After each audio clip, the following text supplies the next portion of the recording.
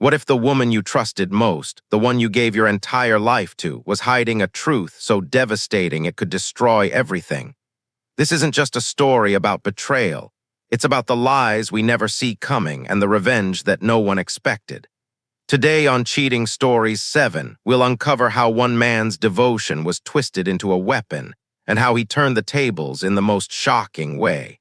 Stay with me because the ending will leave you stunned. So now, let's step into this unforgettable story, exposed in court. My cheating wife lost everything she tried to hide. I didn't meet Alina Carter across a candlelit table or under fireworks. I met her in a place far less romantic, a comment thread where strangers traded book lists like rations. She wrote about finishing a memoir between chemo sessions and asked if anyone had recommendations that didn't treat illness like a sermon. The line hit me in the chest with unexpected force. I found myself boxing up 3 paperbacks that had steadied me in rough seasons. On impulse, I added a knit cap and a handwritten note before sealing the package. I didn't sign my full name. It wasn't romance, not even close. It was simple decency, a quiet gesture meant to remind a stranger that she wasn't alone. Her first message came 2 days later. She said the box made her cry on the porch steps. She told me no one had ever done anything so gentle for her. I typed and deleted 3 versions of "You Are Not Alone" before settling on something smaller, something easier to carry. Keep going. From there, we slipped into a rhythm that didn't feel like falling, it felt like belonging. We compared margins and underlines. We debated, sometimes fiercely, whether a character's silence was restraint or cowardice. Nights stretched longer than they should have, until sunrise became our private punchline. My phone lit with her name during shift breaks, on buses, even in supermarket aisles. The world shrank into a 2-person book club that never remembered to adjourn. When she finally sent a photo, it wasn't her face. It was a page marked with notes. The second was of a chipped mug, one she swore made coffee taste better. Through these fragments, I learned her voice, playful, bold in small doses, steady enough to lean on. She, in turn, learned mine through the ways I left space for her answers. Months slipped past, and the distance between Riverbend and wherever she lived stopped feeling like geography. It became a puzzle of schedules, solved by layovers disguised as excuses. I bought tickets to cities I didn't care about just to practice showing up. She did the same. Airports became proof that effort could be love's currency. I told myself I wasn't rescuing anyone. I told myself I simply admired her grit, the way she joked about scan results as if gallows humor could trick fear into boredom. But if I was honest, I liked the way she leaned on me. For the first time in years, my quiet life felt like it mattered. I sent articles about nutrition I barely understood. I set reminders to check in after her appointments. When she missed one, I felt it like a skipped heartbeat. When she replied with apologies, I forgave her faster than I forgave myself for caring too much. The shift from friendship to romance didn't arrive with trumpets. It came quietly, like a recalibration. Her good night became our good night. My day wasn't complete until I knew hers had ended safely. We tried to keep our language tidy, avoiding promises too heavy to carry. Still, the future crept in, first as a joke about who misplaced bookmarks, then as a fantasy about the kitchen drawer we would both pretend to organize. Fate is often just the name we give to a series of chosen yesies, and in those months we kept choosing yes, again and again. Looking back now, I realize we were holding different ropes.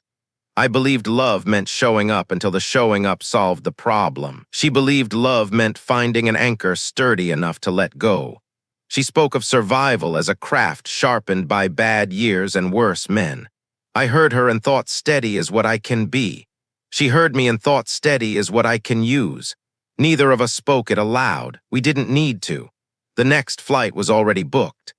I told my parents I was happy, and for a while it was almost true. Happiness then felt like competence applied to the heart, as if I could schedule tenderness, make distance behave.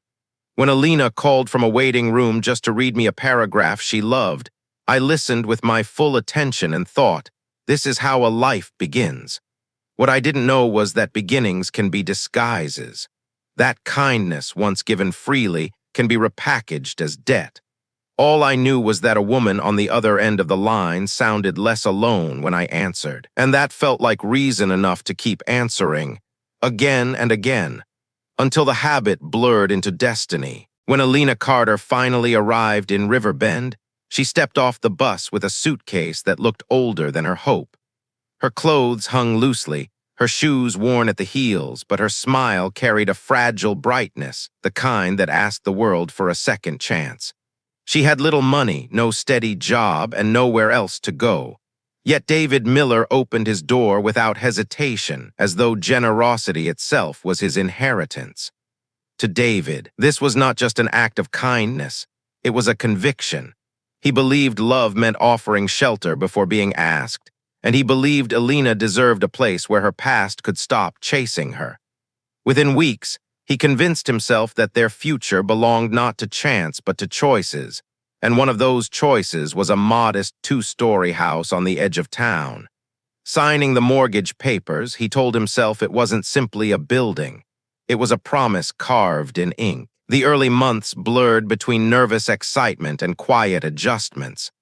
Alina cooked small dinners that barely fed two, folded laundry with a precision that made the shirts look like they had been ironed, and left thank-you notes tucked into David's books or slipped into his jacket pocket. At night, she often whispered that he had rescued her. David carried those words like medals, proof that his loyalty had purpose. He began to believe that love was measured not in joy, but in the weight one was willing to shoulder. Within a year, he knelt in the backyard under a sky strung with fading light and offered her a ring. It wasn't extravagant, but it gleamed with sincerity. Their wedding followed months later, held in the same backyard with only a handful of friends. The vows were small but earnest. David's voice carried endurance. Sickness, storms, and silence would not move him. Alina's smile lit her face that afternoon, but even then her eyes drifted past him more than once, calculating futures beyond the one she was marrying into. Marriage brought its own rhythm, and David clung to it. When Alina paced the hallways at night, wrestling with anxiety, he stayed awake beside her. When depression dimmed her mornings, he drew the curtains himself, insisting the sun would wait until she was ready. She spoke in fragments about her past, abuse, betrayal, shadows he could never fully grasp, and he responded with a tighter grip, convinced his loyalty could mend scars carved by others. He stayed when she pushed him away. He forgave when she lashed out. His patience became not just habit but ritual. Each sacrifice folded quietly into the next until his own needs disappeared, invisible even to himself. What looked like devotion to neighbors and friends was, in truth, slow erosion. To outsiders, the Millers looked enviably stable. They were two professionals with promising careers, no children to complicate matters, a tidy home with hedges trimmed neatly on Saturdays. At weekend barbecues, friends admired how attuned David seemed to Alina's moods. "You two are perfect," they would say, mistaking endurance for harmony. David would smile proudly, convinced he had built something worth admiring. But beneath the surface, the balance was never equal. Alina leaned on him entirely, and he accepted it as duty. Each compromise he made for her stability became another brick in the invisible wall around his own silence. He told himself he was building a foundation for love. In reality, he was constructing a cage with his own hands, locking himself inside without realizing it. It was a life he mistook for partnership, but one that Alina understood differently. To her, the house, the vows, and the quiet sacrifices were not symbols of love. They were leverage. And though David could not yet see it, every act of devotion was also a surrender, a piece of himself handed over to someone who had no intention of giving it back. The first years of marriage unfolded with deceptive calm. To David Miller, the rhythm of a quiet house felt like proof that he had succeeded. Bills were paid on time, careers moved forward, and arguments never seemed to surface. He convinced himself that the absence of conflict meant harmony, that silence meant peace. But to Alina Carter, silence meant something else entirely. It meant opportunity. Stability was not a shared victory. It was the perfect stage on which to rehearse her deceptions. Each morning she left sticky notes on the refrigerator. "Thank you for everything you do, you're my world. Can't wait to grow old with you." David saved them in a shoebox, treasuring them as tokens of genuine love. During lunch breaks, she texted him, "I miss you already," and he felt reassured, certain their bond was unshakable. What he didn't know was that every word, every gesture was camouflage. His friends admired the marriage. At barbecues, they would say, "You two never fight." David smiled, proud of what he thought they had built, but conflict wasn't absent, it was carefully managed. Alina knew exactly how to keep him off balance, a kiss after a day of cold silence, sudden intimacy after stretches of distance, bursts of gratitude that erased every question before it could form. Her affection wasn't spontaneous, it was strategy, a series of rehearsed gestures designed to keep suspicion asleep. The Riverbend house, the one David had chosen as a promise of permanence, became a showroom of domestic bliss. Framed photographs of vacations smiled from the walls. Joint bank accounts displayed healthy balances. Alina praised David in front of others, calling him reliable, devoted, the kind of husband every woman dreamed of. He glowed beneath those compliments, unaware that they doubled as armor. If he ever doubted her, who would believe him against the image she projected? Inside, cracks had already begun to spread. There were late-night work calls she took behind closed doors, company trips to Eastport that grew oddly frequent, absences explained with half-smiles and quick reassurances. David, conditioned by years of loyalty, dismissed them as normal. He told himself every marriage had its mysteries, and trust meant accepting them without interrogation. But Alina was weaving a double life. The love notes, the reassurances, the perfectly timed affection, all of it was smoke and mirrors. She had studied David's devotion and realized it was her greatest shield. The steadier he became, the easier it was to deceive him. For David, those years felt like proof of stability. To him, the shoebox of notes and the laughter at dinner parties were signs that love endured. For Alina, they were rehearsal.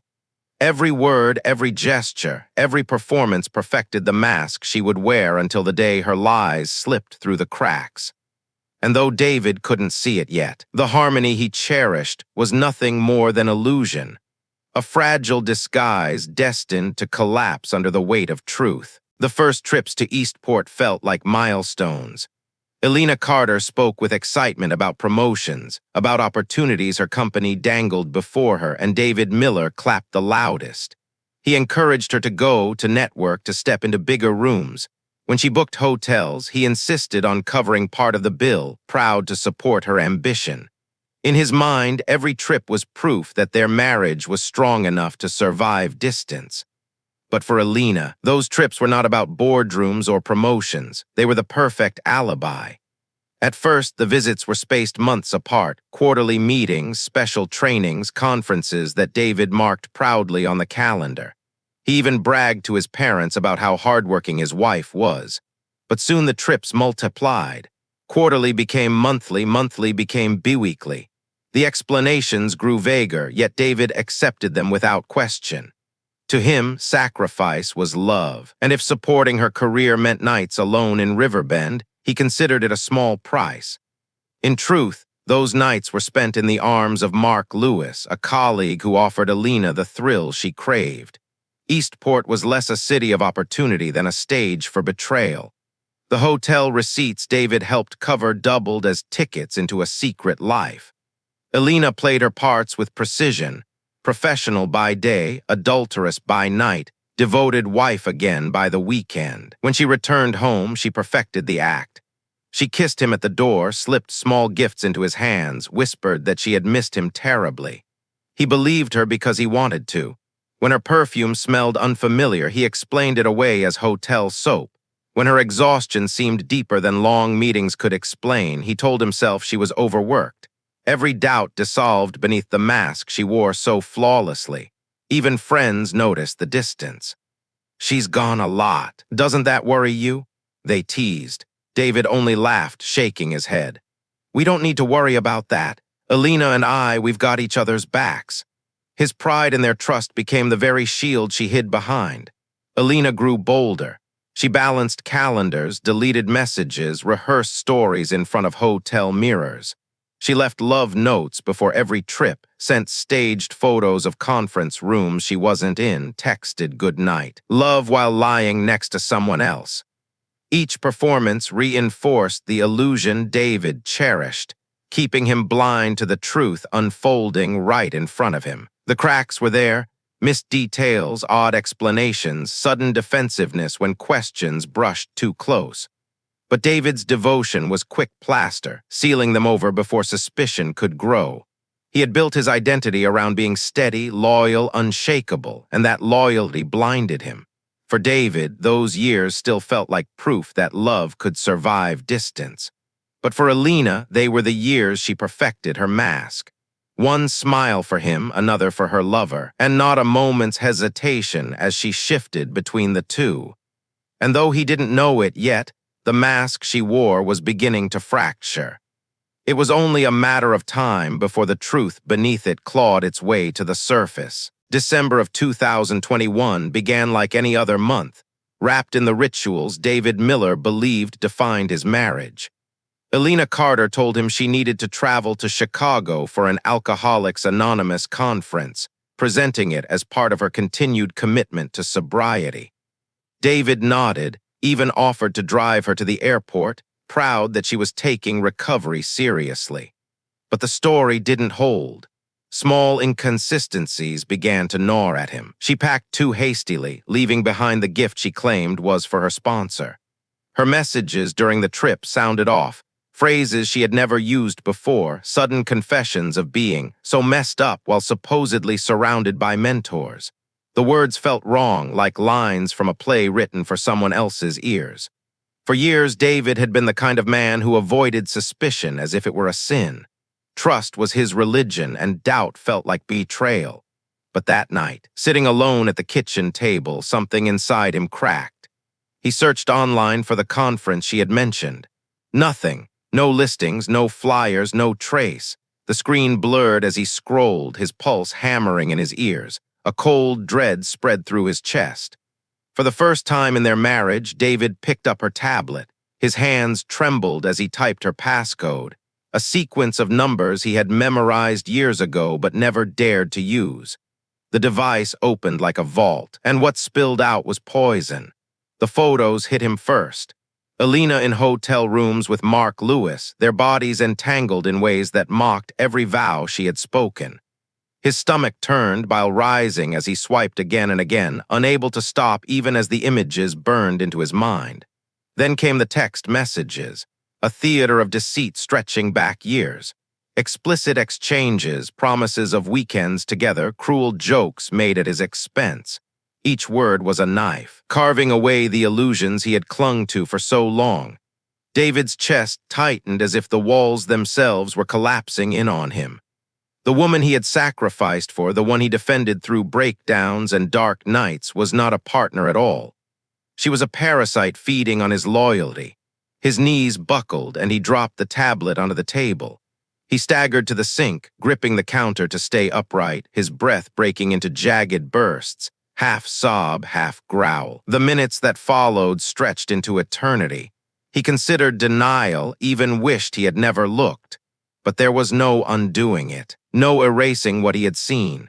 The marriage he thought indestructible had ended in a single keystroke.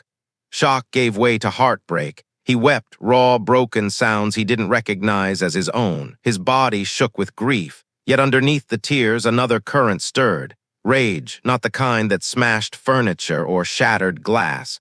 This was colder, sharper, a fury that focused itself into clarity.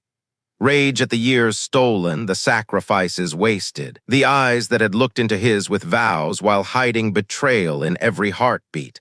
When Alina returned from her so-called conference, she kissed him on the cheek, humming as though nothing had happened. David forced himself to smile, swallowing the bile in his throat. In that moment, he knew two things with absolute certainty. The woman he had married no longer existed, and his life would never be the same again. The days after discovery were not heroic. They were pitiful, humiliating, and raw. David Miller, the man who had built his life around loyalty, found himself drowning in a desperation he could barely recognize. Instead of confronting Alina Carter with fury, his first instinct was to try and save what was already unsalvageable. He begged her to talk. He pleaded for explanations that never came. When she dodged, he pressed harder, trying to stitch the shredded fabric of their marriage back into something that still resembled life. At night, when silence stretched too wide, he suggested dinners at the restaurants they once loved. He bought flowers, left notes on her pillow, even planned road trips meant to remind her of who they used to be. He mirrored the very gestures she had once used as camouflage. Alina tolerated it, sometimes even smirked at his efforts. She played along just enough to keep him dangling. A kiss here, a half-hearted compliment there, just enough illusion to keep him reaching. But her eyes betrayed her. Cold, distant, already invested elsewhere. David noticed but ignored it because admitting the truth meant admitting that everything he had sacrificed was gone. The lowest moment came when he tried to reignite intimacy. One evening, desperate to believe that physical closeness could repair emotional betrayal, he reached for her. She allowed it, mechanical, cold, detached. And in the middle of it, David felt shame flood his chest. The woman in his arms was not his wife, not the Alina he had promised to stand beside. She was a stranger wearing his wife's skin, and he was humiliating himself by pretending otherwise. In the silence afterward, staring at the ceiling beside a woman who had already left him in spirit, David finally confronted a truth he had long resisted. Love could not survive on pity. What he felt for her wasn't devotion anymore. It was addiction to the illusion of who he thought she was. Every kiss tasted false. Every smile looked rehearsed. Every word echoed with the knowledge that she was lying.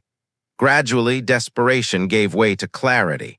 He stopped asking for explanations she would never give. He stopped trying to compete with the man in Eastport. He stopped handing her more pieces of himself to destroy. Filing for divorce became more than a legal process. It became his first act of rebellion. A declaration that he would no longer dance for scraps of affection while she watched from the sidelines. On the morning he called his lawyer, David felt lighter. Not healed, not yet, but awake. Alina had stolen years, but she would not steal his future. Signing those papers would not just end a marriage, it would end the performance, the humiliating pick-me dance that had kept him spinning in place, begging for an audience that no longer cared. For the first time in years, the music stopped, and David walked off the floor. When David Miller finally told Alina Carter he wanted a divorce, her reaction wasn't shock. It was calculation. She had seen it coming, perhaps even welcomed it. In her mind, David would crumble as he always had, sign over half of everything, hand her the keys to the life she no longer wanted, and let her slip away without consequence. She imagined herself free, comfortably settled with Mark Lewis or whoever else came next. But David was done playing the fool. From the very first meeting with lawyers, Alina's demands were ruthless. She wanted half the equity in the Riverbend house, half of David's retirement savings, half of the car's value. She even hinted at spousal support, painting herself as financially dependent despite the career she had built on his shoulders. For years, David had bent to her whims without protest. But this time, his silence hardened into steel. The Riverbend house, the one he had chosen and paid for, was non-negotiable. The car, fully paid off, would remain in his name. The retirement savings, money earmarked for his aging parents, would stay untouched.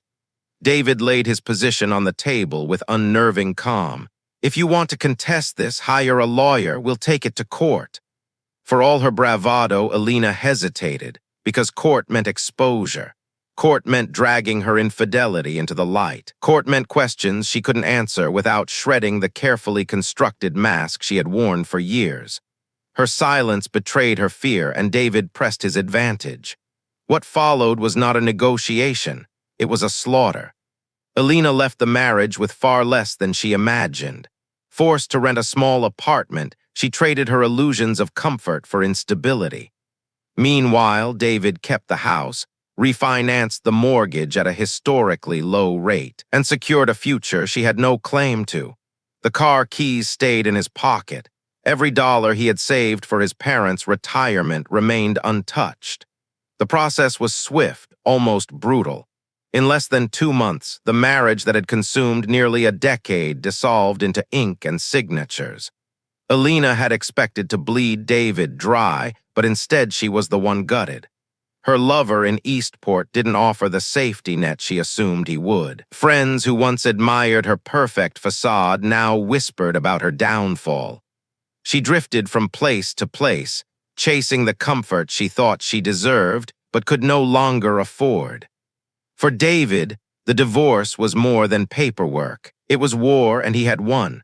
Not with fists, not with fury, but with patience and evidence, with a quiet resolve that turned Alina's easy escape into a financial disaster. When he closed the door of the Riverbend house after signing the final documents, the silence inside was no longer heavy. It was clean, absolute. For the first time in years, the home was his alone, no longer a stage for lies, but a sanctuary reclaimed from the wreckage. The ink on the divorce papers was barely dry when David Miller realized he wasn't finished. Legally, he had secured the house, the car, the savings. But justice, real justice, was still missing.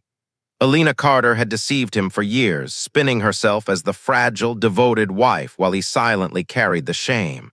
She wanted to walk away with her reputation intact, leaving him branded the failure. David refused to let her script the ending. If she had chosen lies, he would choose truth, and he would make sure the world saw it.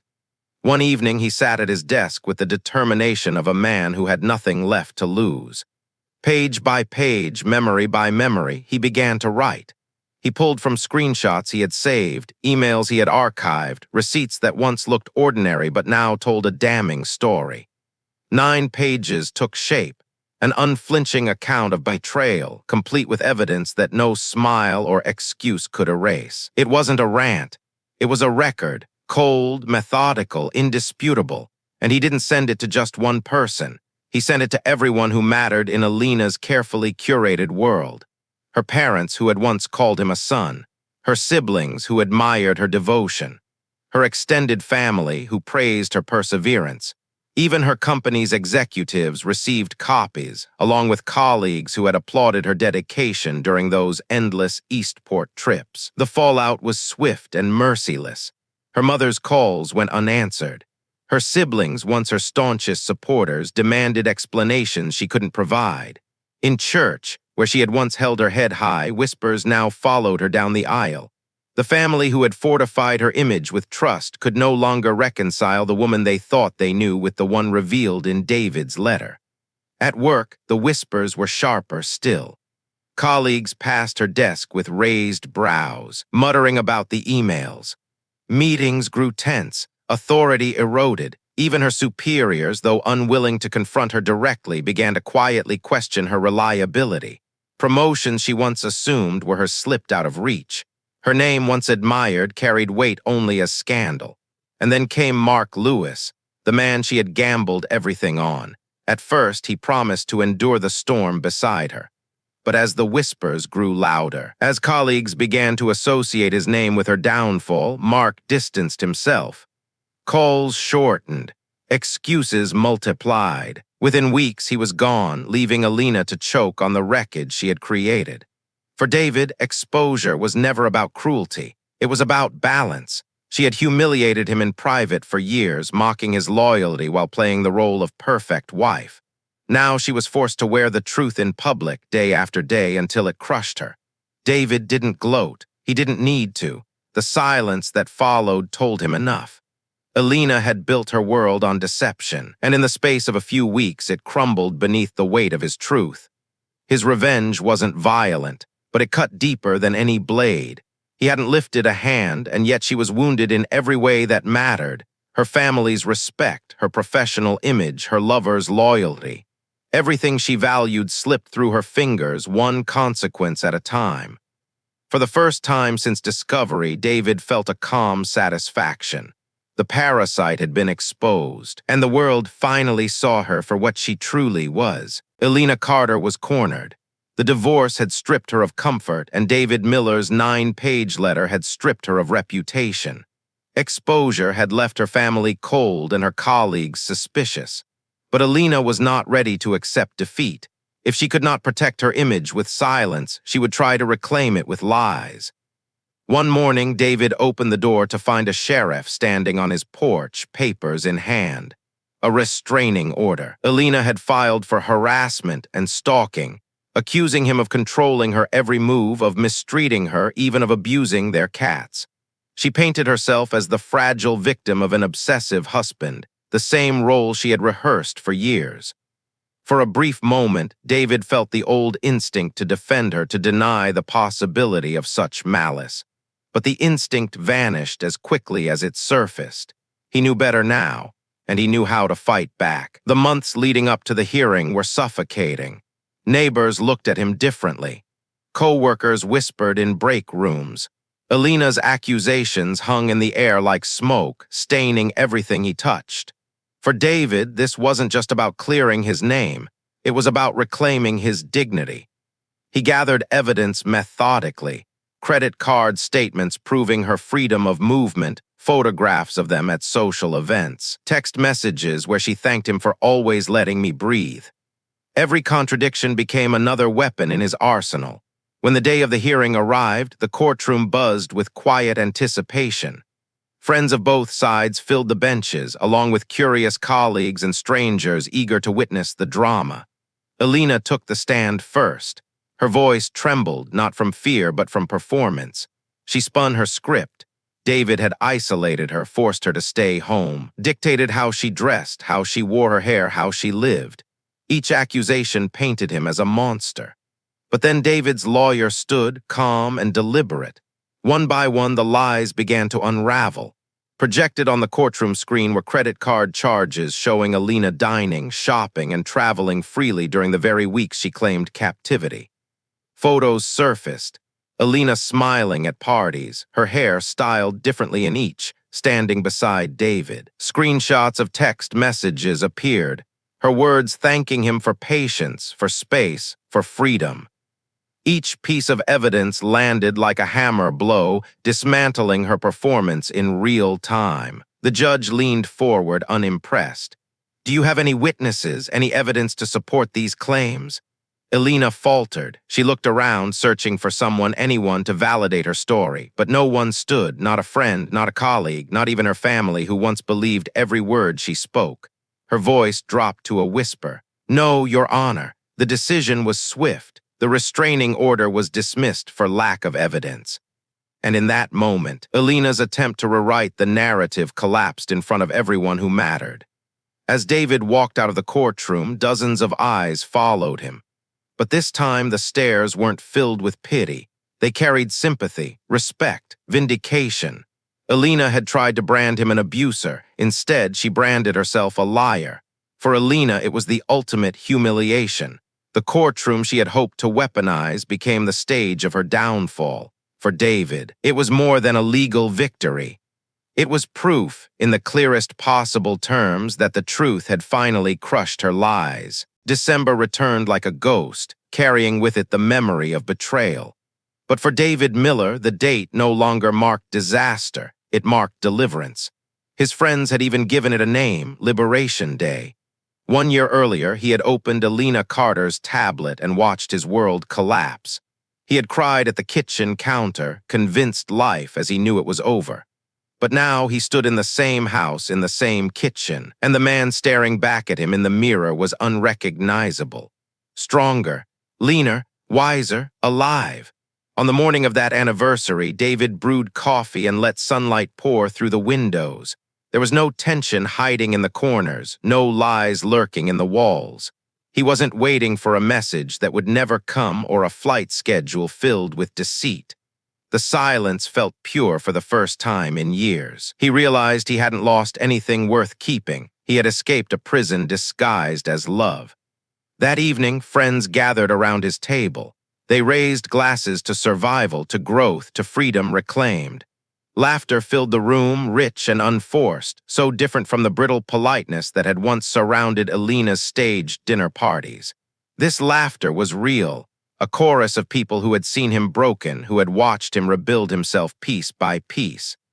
After the meal, David stepped outside alone. The winter air stung his skin, but he welcomed it. He remembered the nights he had begged Alina to stay, humiliated himself in the pick-me dance, nearly surrendered the rest of his life for someone who had already abandoned him in spirit. Those memories no longer stung. They empowered him. Every tear, every sleepless night had been fuel for the man he was becoming. Liberation Day was more than a date on a calendar. It was a rebirth. Betrayal had cracked him open, but in the ruins he found space to grow. He embraced freedom not as mere survival, but as transformation. The parasite was gone, but more importantly, so was the version of himself who believed love meant self-destruction. That night, as fireworks from a nearby holiday festival bloomed across the sky, David smiled. He didn't see loss when he looked back on his marriage. He saw a lesson etched in scars. And when he looked ahead, he saw possibility, a future no longer defined by lies. Liberation wasn't just a day. It was the life he chose every single day afterward. Pain could have swallowed David Miller whole, but instead of letting it consume him, he reshaped it. In the weeks after Liberation Day, he stood before the mirror and decided he would no longer recognize the hollow man drained by Alina Carter's lies. On a bitter January morning, he signed up for a gym membership. The first sessions were brutal. His lungs burned after only minutes on the treadmill. His muscles ached from lifting weights so light they embarrassed him. Sweat clung to him like shame, yet every drop was a declaration he refused to stay broken. Discipline became his new devotion. What he once poured into appeasing Alina, he now invested in himself. He tracked calories, measured progress, and forced himself out of bed at dawn even when old habits whispered to quit. Slowly, his body began to change. 10 pounds gone, then 20, then 40. Within 11 months, he had lost 60 pounds. His shoulders squared, his posture straightened, and the reflection in the mirror no longer looked haunted. He looked alive. But the transformation didn't stop there. One evening, a friend dared him to sign up for a marathon. David laughed at the absurdity. He hadn't run a mile since high school, but something inside him lit up. For weeks, he trained, lungs screaming, legs heavy as stone. And then, against all odds, he crossed the finish line at just over 5 hours. Tears blurred his vision as the medal pressed against his chest. For the first time, victory wasn't about Alina. It wasn't about revenge. It was about proving to himself that he could endure, that he could finish what he started. Months later, he stood on a bodybuilding stage under hot lights, his body lean and defined, his confidence radiating. As he flexed before the judges, he remembered the nights he had begged for scraps of affection. Now he stood as living proof that resilience could be sculpted into muscle and strength. When his name was called and a medal hung around his neck, the roar of the crowd drowned out the silence of his past. Every rep, every mile, every bead of sweat. They weren't just workouts, they were reclamations. Alina hadn't broken him, she had awakened him. What she tried to destroy had instead forced him to rebuild, stronger than he had ever been. His body, once worn down by emotional exhaustion, now stood as a monument to resilience. The parasite had left scars, but those scars became fuel. And David, at last, was no longer defined by betrayal. He was defined by transformation. Transformation of the body was only the beginning. Once David Miller realized he could rebuild his strength, he turned to the parts of himself that betrayal had nearly erased. His mind, his ambitions, his sense of purpose. For too many years, he had lived in the orbit of Alina Carter, bending his plans to fit her comfort, postponing his own dreams in the name of stability. Now, for the first time in a decade, his life was fully his own. He re-enrolled in the master's program he had once abandoned when Alina insisted they prioritize her career. This time there were no excuses, no distractions, no whispered criticisms about him being selfish. He studied late into the night, not out of fear, but from determination. When he crossed the graduation stage, diploma in hand, The applause was more than recognition. It was rebirth, the man he should have been years ago finally taking shape. His career followed suit. Freed from the drain of Alina's demands, David poured himself into his work. His dedication paid off quickly. Within a year, his income doubled. Colleagues who had once viewed him as quiet and reserved now admired his confidence. Opportunities that might once have passed him by now opened readily. The marriage had not just stolen his peace, it had stifled his potential. Without Alina's shadow, he was free to thrive. But rebuilding wasn't only about career milestones. David sought out experiences he had always dreamed of but never dared pursue. He took a road trip across 10 states, 5,000 miles of highway with a close friend. They camped under Montana skies, fished lakes where the trout bent their rods, laughed until their voices were hoarse. Each sunrise was a reminder that life stretched far beyond the narrow walls of his former marriage. Travel became more than recreation, it became philosophy. Joy was not about sacrificing for someone else's comfort. It was about choosing for himself. He ate foods Alina once dismissed as boring, visited places she mocked, embraced adventures she would have scorned. Each journey reclaimed another piece of the identity she had buried. His revenge had evolved. It no longer burned with the desire to see Alina ruined. Exposure and court had already stripped her of dignity. His true victory came from his rise, creating a life she could never touch, a life so full of freedom and purpose that her memory no longer mattered. That was the sharpest blade of all. One evening, as he looked at his calendar packed with deadlines, flights, and goals, David felt something unfamiliar yet grounding: pride. Not the hollow pride of sacrifice, the real pride of a man who had reclaimed himself. He was no longer the husband defined by her betrayal. He was David Miller, rebuilt from the ashes, a man who had forged an identity stronger than the lies that once tried to destroy him. Rebuilding his identity gave David Miller strength, but love was the one realm where doubt still lingered. Betrayal leaves scars deeper than flesh, and though his body was strong and his career thriving, his heart carried Alina Carter's deception like a warning etched into bone. He told himself he did not want to live alone forever, but stepping back into the world of dating felt like walking into a storm without shelter. The first encounters were difficult. One woman mocked his chivalry when he held a door open, sneering that she didn't need a man to babysit. Another treated him like a prop, dismissing his opinions as if his words carried no weight. Each time, David felt the old echo of Alina's shadow, the years when his kindness was taken for weakness, when his devotion was exploited. But this time, something inside him had changed. He refused to compromise. Respect was no longer negotiable. Instead of chasing approval, he listened to his instincts. When a date felt wrong, he walked away without regret. When he sensed manipulation, he ended things before they grew.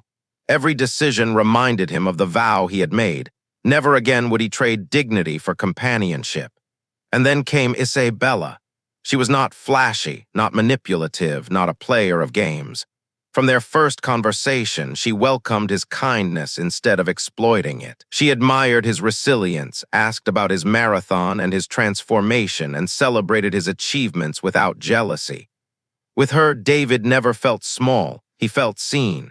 Their first date was simple: a quiet dinner, easy laughter, and a walk that stretched long after the plates had been cleared. When she reached for his hand, it wasn't to control, it was to connect. In that moment, something shifted inside him. He realized love didn't have to feel like drowning. It could feel like breathing. Weeks became months. Isabella encouraged him in ways he had never known. When he spoke about his career goals, she asked how she could help. When he shared his past, she listened without judgment, offering comfort instead of criticism. Her presence didn't drain him, it strengthened him. For the first time, David understood what a healthy relationship was supposed to be. Love wasn't about proving himself worthy. It wasn't about rescuing someone from chaos. It was about partnership, mutual respect, shared joy, and support that flowed in both directions. Alina's betrayal had once convinced him that love was dangerous, that trust was a liability. Isabella's kindness showed him that love could also be healing, that trust could be a gift instead of a trap. And in that realization, David found the final lesson. Sometimes the greatest revenge isn't watching a betrayer fall. It's living so well, so fully, that their memory fades into nothing. In the quiet that followed years of turmoil, David Miller finally found the courage to look backward without bitterness. For so long, the memories of Alina Carter had been barbed wire in his mind, cutting him every time he brushed against them. But now those sharp edges had dulled. What once felt like open wounds had become faint scars, reminders of pain, yes, but also proof of survival. He saw clearly now that happiness had never truly lived inside his marriage. With Alina, he had existed, not thrived.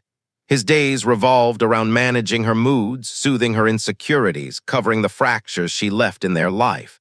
He had mistaken stability for joy, endurance for love, sacrifice for devotion. Looking back with clarity, he understood. He had not been a husband in a partnership. He had been a caretaker in a transaction.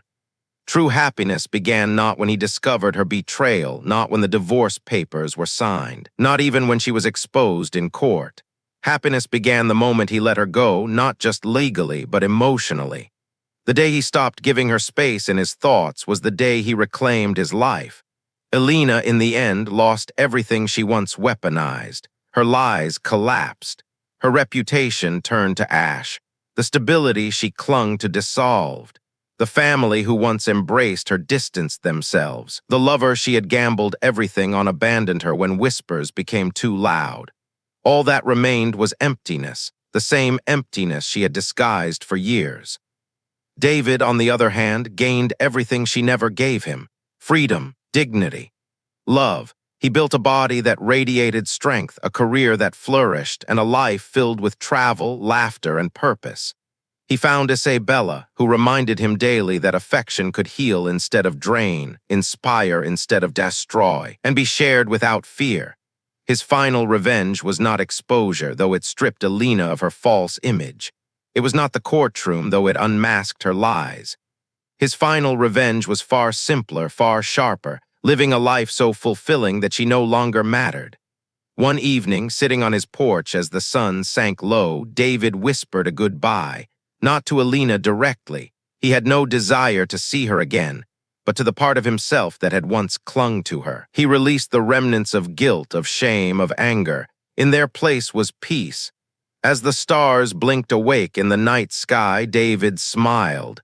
The past was gone. The pain was gone. And in its place stood the man he was always meant to be. And so the story of exposed in court, my cheating wife lost everything she tried to hide, comes to an end.